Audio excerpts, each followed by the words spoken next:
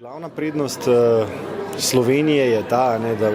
v tem majhnem okolju imamo tukaj tudi ogromno ene podpore in ene povezanosti. Jaz, če bi gledal recimo v primeru, ko gre človek v tujino, tujina je zelo dobra izkušnja, jaz bi jo vsakemu osebno priporočal, čisto zato, da gremo malo iz okolja, da malo vidimo, kako je druge, ker ti lahko to tudi daje eno dodatno vrednost oziroma eno dodatno, ko ne rečem, spoštovanje do lastne države. Jaz sem pač bil zunaj, mi je bilo sicer lepo, ampak sem se zdaj vrnil in sem 10-krat bolj zadovoljen, kot sem bil. Kar se tiče razvoja mladih kadrov, jaz mislim, da, tako kot sem rekel, jaz mislim, da celo je pozitivno, če lahko ljudi pošljemo tudi kam ven. Mislim, da tukaj kljub vsemu,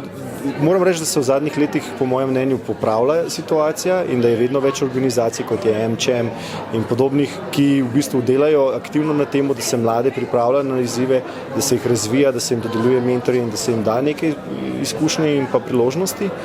Ampak da je lahko še vseeno fino, da vidijo tudi iz kakšnega drugega vidika. Imajo pa to prednost, da so v tej mali državi, ki ima neverjetno raznolikost, del smo Evropske unije, tako da so prehodi, naravno smo nagnjeni k govorjenju večjih jezikov in nam to tudi omogoča neke možnosti. Tako da jaz mislim, da tukaj kljub vsemu situacija ni grozna, bojo pa treba pač tudi neke strukturne spremembe, da bi se pa to res naredili zgodbo, kjer bi mladi tudi lahko samo ostali tukaj in cel čas bili tle, ne pa samo šli ven, pa potem prihajali nazaj v naše znanje.